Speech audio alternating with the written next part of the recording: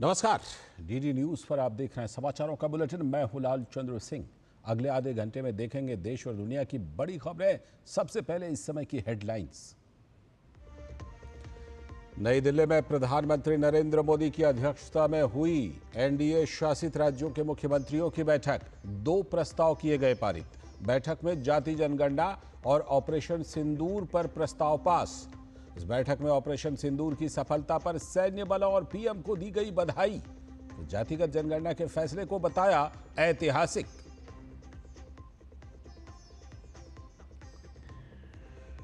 NDA की मुख्यमंत्री परिषद बैठक में प्रधानमंत्री ने आत्मनिर्भर भारत बनाने का दिया मंत्र। प्रधानमंत्री ने सभी को टीम इंडिया के रूप में काम करने का दिया निर्देश।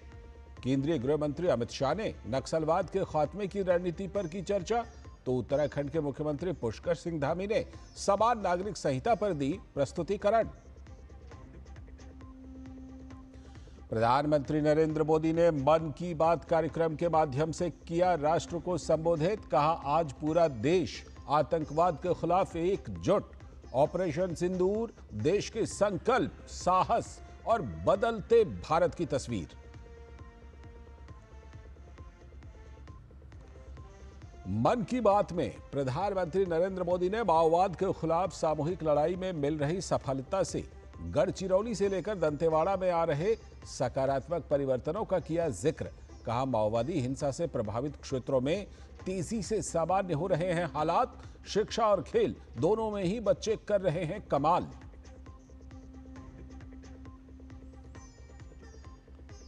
रविशंकर प्रसाद के नेतृत्व वाला डेलीगेशन रवाना। फ्रांस समेत 6 यूरोपीय देशों का करेंगे दौरा। सुप्रिया सुले के नेतृत्व में सर्वदलीय प्रतिनिधिमंडल ने कतर में शूरा परिषद की उपाध्यक्ष से की मुलाकात। तो बैजयंत पांडा के नेतृत्व में सर्वदलीय प्रतिनिधिमंडल ने बहरीन के उप प्रधानमंत्री से की मुलाकात। और अवैध बांग्लादेशी प्रवासियों के खिलाफ बड़ी कार्रवाई। दिल्ली पुलिस ने किया 9 बांग्लादेशियों को गिरफ्तार। आरोपियों के खिलाफ विदेशी अधिनियम के तहत कानूनी कार्यवाही शुरू। पूछताछ कर नेटवर्क का पता लगाने में जुटी दिल्ली पुलिस।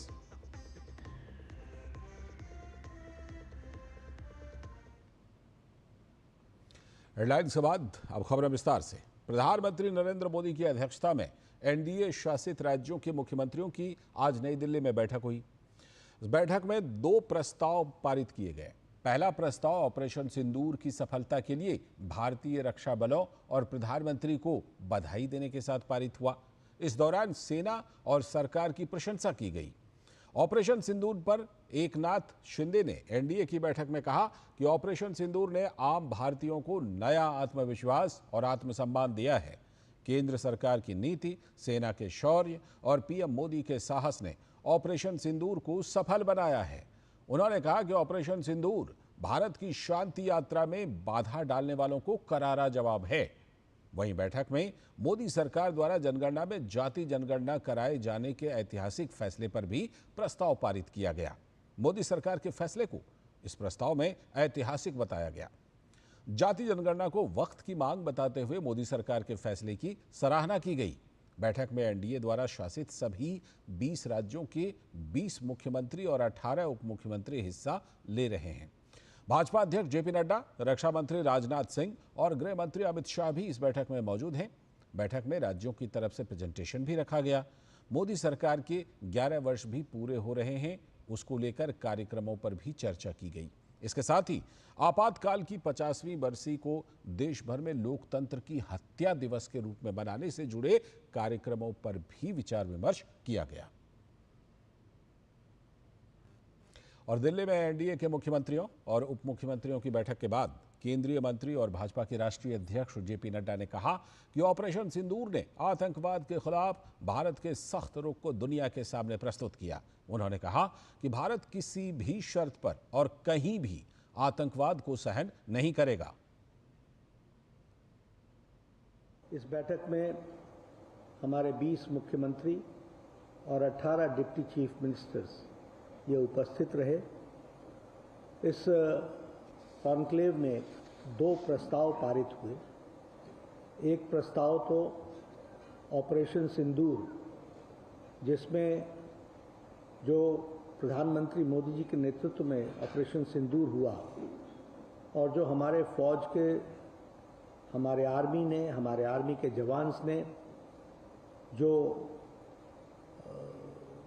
देश की सेवा की है उसकी भूरी भूरी प्रशंसा की गई और जो हमारी आर्मी है जिसने अपना पराक्रम दिखाया है उसकी भूरी भूरी प्रशंसा हुई है। तो ये प्रस्ताव सर्वसम्मति से पारित हुआ।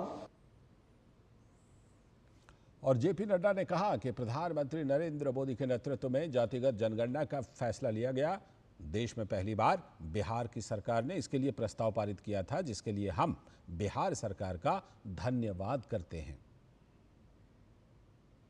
जातिगत जनगणना, इस जातिगत जनगणना के विषय पर जिसको भारत की कैबिनेट ने मोदी जी के नेतृत्व में स्वीकृति दी है और ये हमारी कल्पना शुरू से थी और हमारे बिहार की सरकार, नीतीश कुमार जी की सरकार जिसने सबसे पहले इसका प्रस्ताव लाया था, उसको भी ध्यान में रखते हुए और यह जातिगत जनगणना पर भी प्रस्ताव पारित हुआ और सभी लोगों ने इसको जहां इसकी सहमति के साथ साथ जो मोदी जी का निर्णय हुआ है उसकी प्रशंसा के साथ साथ साधुवाद देने का काम इस प्रस्ताव में हुआ है।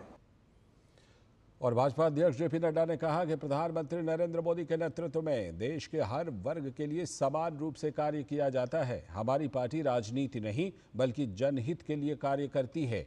जातिगत जनगणना हमारे लिए राजनीति के एजेंडा नहीं बल्कि दलितों, वंचितों और पिछड़ों को विकास की मुख्य धारा में शामिल करने का एक जरिया है। हम जातिगत राजनीति नहीं करते हैं, लेकिन वंचित, पीड़ित, शोषित, दलित जो छूट गए हैं उनको मुख्य धारा में समावेश करना, जो भी जिस तरीके से छूटा हुआ व्यक्ति है उसको मुख्य धारा में समावेश करना, यह समाज की आवश्यकता है और जातिगत जनगणना के माध्यम से हम इसको देखते हैं और इसको हम आगे बढ़ाने का काम कर रहे हैं। वहीं आपातकाल को लेकर जेपी नड्डा ने कहा कि आजाद भारत में किस पार्टी ने लोकतंत्र का गला घोंटकर सालों तक राज किया, ये देश की जनता जानती है। इसीलिए हम आपातकाल के 50 साल पूरे होने पर जनता को बताएंगे कि किस प्रकार कांग्रेस ने लोकतंत्र का गला घोंटा। 25-26 जून को इमरजेंसी के 50 साल पूरे हो रहे हैं, तो वह भी एनडीए उसको भी जनता को उजागर करेगा कि किन लोगों ने प्रजातंत्र का गला घोंटने का, डेमोक्रेसी को क्रश करने का, डेमोक्रेसी को थ्रॉटल करने का कुत्सित प्रयास किया। इसको भी हम जनता तक बताएंगे। 25 जून को 50 साल पूरे हो जाएंगे, तो यह भी जो डेमोक्रेसी को थ्रॉटल करने की, इस वाइब्रेंट डेमोक्रेसी को जो प्रयास हुआ था, वह भी हम जनता के बीच में ले जाएंगे। और अब अगली बड़ी खबर, प्रधानमंत्री नरेंद्र मोदी कल यानी सोमवार को गुजरात की 2 दिवसीय यात्रा पर जा रहे हैं। सोमवार सुबह पीएम दाहोद में लोकोमोटिव विनिर्माण संयंत्र राष्ट्र को समर्पित करेंगे और इलेक्ट्रिक लोकोमोटिव को हरी झंडी भी दिखाएंगे। इसके अलावा पीएम दाहोद में करीब 24,000 करोड़ रुपए की लागत की कई विकास परियोजनाओं का शिलान्यास और लोकार्पण करेंगे। सोमवार की ही शाम प्रधानमंत्री भुज में 53,400 करोड़ रुपए से अधिक की लागत की कई विकास परियोजनाओं का शिलान्यास और लोकार्पण करेंगे। वहीं मंगलवार को प्रधानमंत्री गांधीनगर में गुजरात शहरी विकास की 20वीं वर्षगांठ के समारोह में भाग लेंगे और शहरी विकास वर्ष 2025 का शुभारंभ भी करेंगे। और वडोदरा में पीएम मोदी ऑपरेशन सिंदूर की सफलता के उपलक्ष्य में एक रोड शो भी करेंगे, जहां नारी शक्ति द्वारा पीएम का स्वागत और सम्मान किया जाएगा। पीएम की यात्रा को लेकर वडोदरा के लोगों में काफी उत्साह है। यहां के लोग पीएम का बेसब्री से इंतजार कर रहे हैं। ऑपरेशन सिंदूर हमारा जवाब था आतंकवादियों को कि अगर हमारे देश में आतंकवाद फैलाने की कोशिश की या हमारे भाईचारे को किसी ने भी बिगाड़ने की कोशिश की तो हम उन्हें मुंह तोड़ जवाब देंगे। आदरणीय वड़ा प्रधान श्री के लिए उनका सत्कार करने के लिए, उनको सम्मानित करने के लिए सभी मन से बहुत ही तत्पर है। जो कल पूरी नारी शक्ति मोदी साहब के सामने जो वो रोड शो करेंगे तो मैं मानता हूँ कि देश का और दुनिया में देश का जो नाम किया है मोदी साहब ने और तीनों सेना ने और हमारे बड़ौदा की सोफिया कुरैशी जो लीड की जो ऑपरेशन सिंदूर में, वो भी काबिल तारीफ है। वड़ा प्रधान जी का आना कल आ रहे हैं वो, और ऑपरेशन सिंदूर के बाद वो यहाँ पधार रहे हैं। और दूसरा क्या है कि उन्होंने जो ये आतंकवादियों को जवाब दिया है, करारा जवाब दिया है, उस सम्मान में उन्होंने ये सिंदूर यात्रा स्टार्ट किया है। तो ये पहली बार वो बड़ौदा पधार रहे हैं, तो उसके हिसाब में हम लोगों ने काफ़ी अच्छी तैयारी की है। श्री नरेंद्र भाई मोदी आ रहे हैं वड़ा प्रधान, और ऑपरेशन सिंदूर को लेकर जो जवाब दिया है वो बहुत सही तरीके से दिया है, और आने वाले टाइम में आतंकवाद पूरी तरह से ख़त्म हो जाएगा इंशाल्लाह। और प्रधानमंत्री नरेंद्र मोदी की भुज यात्रा को लेकर भुज के लोग बेहद उत्साहित हैं। साथ ही पीएम के स्वागत के लिए वो बेसब्री से इंतजार कर रहे हैं। प्रधानमंत्री नरेंद्र मोदी जी सिंदूर ऑपरेशन को सफल करके हमारे कच्छ में पधारे हैं। हम उनका बहुत खुशी से, आनंद से स्वागत करते हैं। ये महिला मंडल उनके लिए बहुत खुश है और तहे दिल से उनका स्वागत करते हैं। वड़ा प्रधान जी कच्छ आ रहे हैं, इसके लिए हमें बहुत गर्व है। असा जो कच्छ नरेंद्र मोदी साहब को आवकार रहे हैं कि कच्छ के एक बार नहीं 8वीं के 9वीं बार आज कच्छ आ रहे हैं, इसके लिए भी हमें बहुत गर्व है। हमारा सिंदूर के लिए उसने रक्षा की है, बहुत रक्षा की है। हम तो बॉर्डर पे है कच्छ में, मगर बहुत हम लोग रात को डर रहे थे, मगर हमारे जवान लोग हैं बहुत, वो लोग हमारे लिए मेहनत कर रहे हैं, इसलिए वो लोग के लिए हम सलाम कर रहे हैं। आगे देखेंगे कुछ और बड़ी खबरें। फिलहाल वक्त आ गया एक ब्रेक का। MDH का किचन किंग किचन में हो तो हम सब कुछ बना सकते हैं। बैंगन का भरता, आलू गोभी, भिंडी मसाला और भी बहुत कुछ। MDH। जब धरती चीर कर निकलता है लोहे का पत्थर और मिलता है मोंगिया के जोश से, फिर तपता है, पिघलता है और बनता है फौलाद। अब होता है सरिया सारी खूबियों के साथ। मोंगिया स्टील, मजबूत देश का मजबूत सरिया। दादी, हाँ? ये प्रीमियम क्या होता है? बेटा प्रीमियम मतलब समझ लो पेट्रोल। जब तक कार में पेट्रोल है तब तक कार चलेगी, पेट्रोल खत्म कार स्टॉप। पर पापा इस बार पेट्रोल खत्म होने पर भी कार चलती रहेगी। वो कैसे?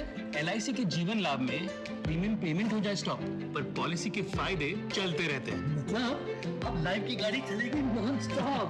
LIC हर पल आपके साथ।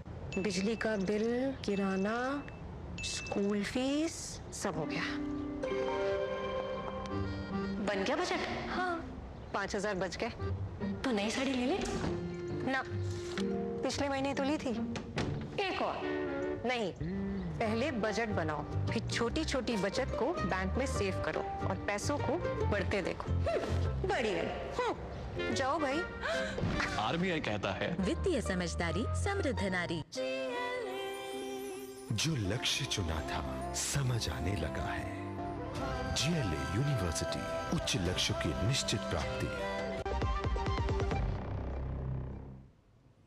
स्वागत है ब्रेक के बाद। आगे की बड़ी खबरों में राष्ट्रीय स्वयंसेवक संघ यानी RSS के प्रमुख मोहन भागवत ने एक बार फिर से हिंदू समाज की एकता पर जोर देते हुए कहा है कि भारत की एकता ही हिंदुओं की सुरक्षा की गारंटी है।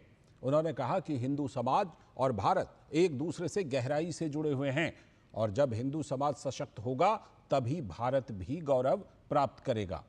ऑर्गेनाइजर को दिए गए एक विशेष साक्षात्कार में भागवत ने पड़ोसी देशों में हो रहे हिंदुओं पर अत्याचार और मानवाधिकार संगठनों की चुप्पी पर सवाल उठाए।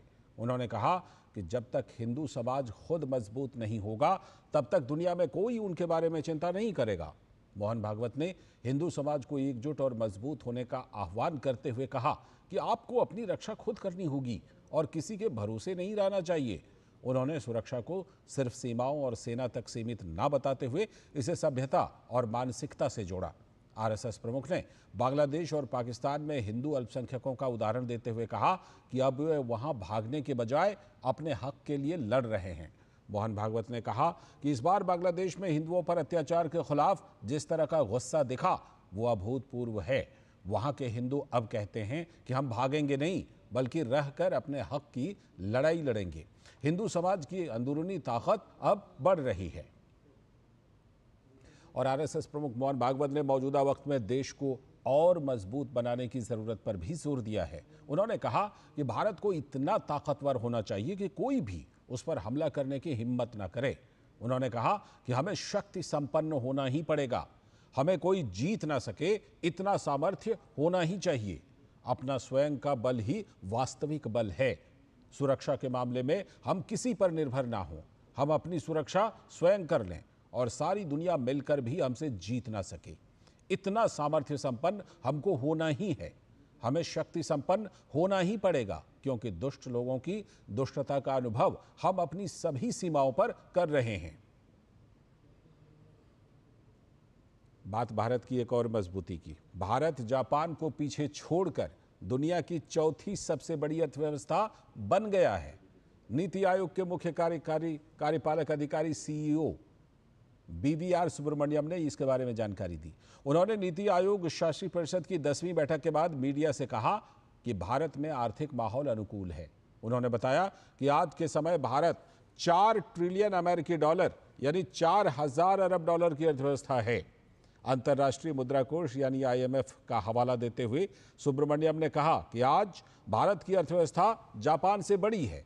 उन्होंने आगे कहा कि केवल अमेरिका, चीन और जर्मनी ही अब भारत से अर्थव्यवस्था के मामले में बड़े हैं। Theme of the meeting itself and the first item in the agenda was Viksit Rajya for Viksit Bharat.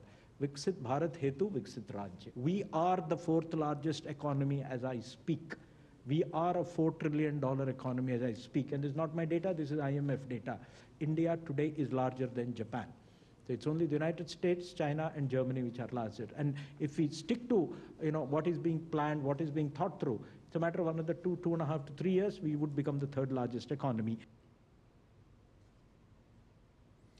और अब आइए देखते हैं कि आखिर भारत कैसे बना चौथी सबसे बड़ी अर्थव्यवस्था। सबसे पहले तो मजबूत घरेलू मांग इसकी बड़ी वजह साबित हुई। यानी भारत में जिस तरह से लगातार जो मांग है, घरेलू मांग बढ़ती जा रही है, तो मजबूत घरेलू मांग इसकी सबसे बड़ी वजह साबित हुई, जिसको अनुकूल जनसांख्यिकी रुझान से बड़ा समर्थन मिला। यानी कि जो जनसंख्या भारत की है वो अनुकूल रही। नीतिगत सुधारों की भी इसमें बड़ी भूमिका रही। जो सरकार ने नीतियां अपनाई, केंद्र सरकार ने, तो तमाम वैश्विक चुनौतियों के बावजूद भारत लगातार 6 से 7% की वार्षिक वृद्धि दर आंकड़ा बनाए रखने में कामयाब रहा। वैश्विक भू राजनीतिक परिस्थितियों की जो चुनौतियां हैं उनको भारतीय अर्थव्यवस्था ने अपने लिए आपदा में अवसर की तरह उपयोग किया। यानी कि जो ग्लोबल ट्रेड टेंशन है उसका भारतीय अर्थव्यवस्था को लाभ हुआ, आपदा में अवसर की तरह।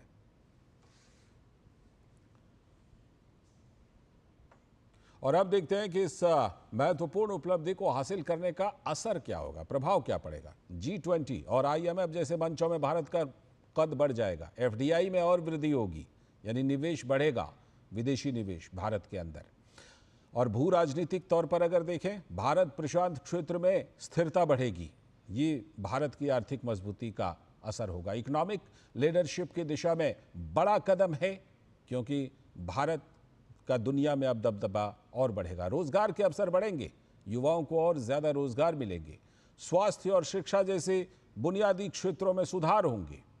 साथ ही उपभोक्ता वस्तुओं और सेवाओं की मांग में वृद्धि होगी, क्योंकि क्रय शक्ति लोगों की बढ़ रही है।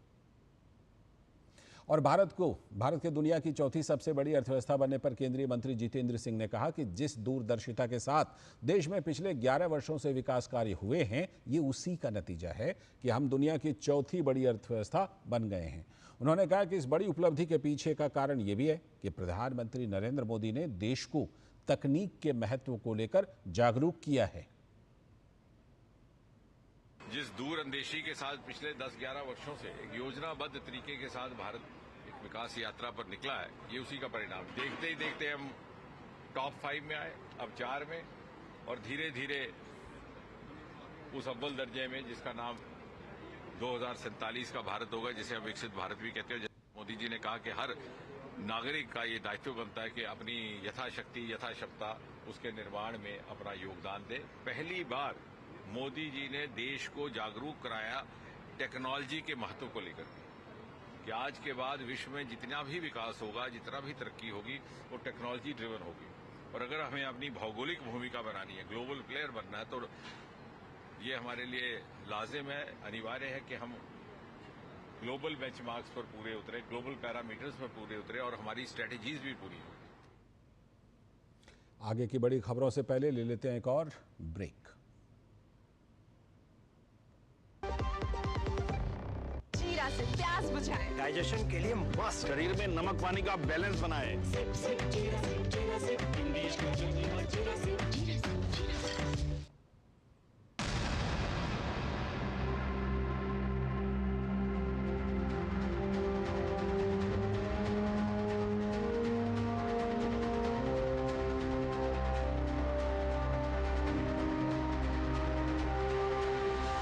नशे का दरवाजा एक बार खुला तो जिंदगी बंद हो जाती है। ये नशे का दरवाजा हमें तोड़ना ही होगा। दरवाजा तोड़ दो। नालसा की डॉन स्कीम है, एक मिशन एक जंग।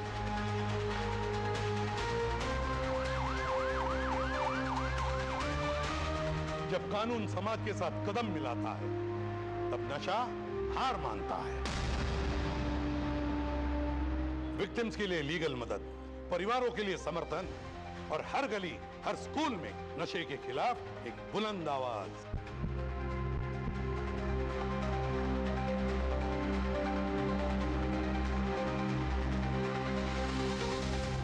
तुम मत गिरना, हम हैं यहां।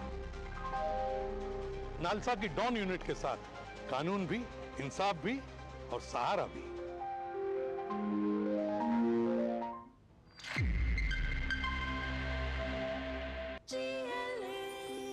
जो लक्ष्य चुना था समझ आने लगा है। GLA यूनिवर्सिटी, उच्च लक्ष्य की निश्चित प्राप्ति।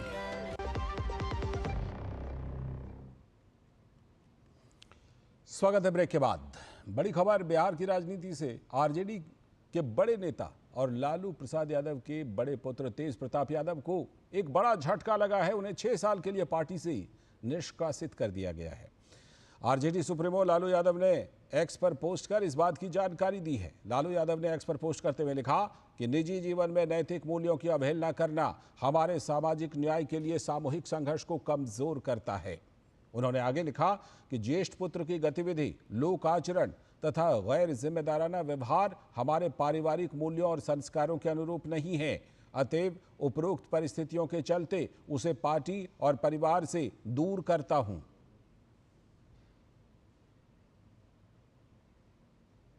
और लालू यादव के अलावा तेज प्रताप के छोटे भाई तेजस्वी यादव ने भी कहा कि तेज प्रताप अपने निजी जीवन का फैसला लेने के लिए स्वतंत्र हैं। उन्होंने कहा कि वह पार्टी अध्यक्ष लालू यादव के फैसले के समर्थन में हैं। उन्होंने तेज प्रताप के बारे में कहा कि वो अडल्ट हैं और अपना फैसला खुद ले सकते हैं।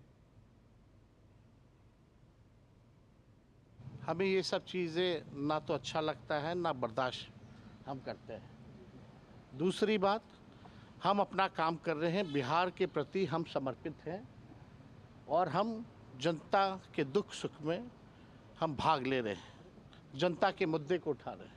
हम नेता विरोधी दल हैं। जहाँ तक मेरे बड़े भाई की बात है, राजनीतिक जीवन में निजी जीवन भी अलग होता है। उन्होंने अपने ट्वीट के माध्यम से स्पष्ट कर दिया है, जो उनकी भावनाएं थी उन्होंने स्पष्ट कर दिया है। और वहीं बिहार सरकार में मंत्री जीवेश मिश्रा ने तेज प्रताप यादव को पार्टी और घर से निकालने पर चुटकी ली। उन्होंने कहा कि लालू प्रसाद के घर और पार्टी में हमेशा नाटक होता ही रहता है। तेज प्रताप यादव के साथ ऐसा व्यवहार लालू प्रसाद परिवार की मानसिकता को दर्शाता है। हमें उनके साथ बहुत सहानुभूति है। तेज प्रताप जी चमत्कारी पुरुष हैं, कभी बाबा बन जाते हैं, कभी प्रेमी बन जाते हैं, कभी साधु बन जाते हैं। उनको अपने अधिकार के लिए लड़ना चाहिए। वो बड़े पुत्र हैं उस परिवार के, उनकी उपेक्षा हुई है उस परिवार के अंदर। उनको इन्हीं नौटंकियों में फंसा करके उनके परिवार के लोगों ने उनका शोषण किया है। तो उनको अपने परिवार में युवराज होने के नाते, बड़े पुत्र होने के नाते उनको अपने अधिकार की लड़ाई इन नौटंकियों को छोड़कर लड़ना चाहिए। और अब अगली खबर, प्रसार भारती के अध्यक्ष नवनीत कुमार सहगल ने आज दिल्ली के गोवा सदन में गोवा के मुख्यमंत्री प्रमोद सावंत के साथ एक शिष्टाचार मुलाकात की।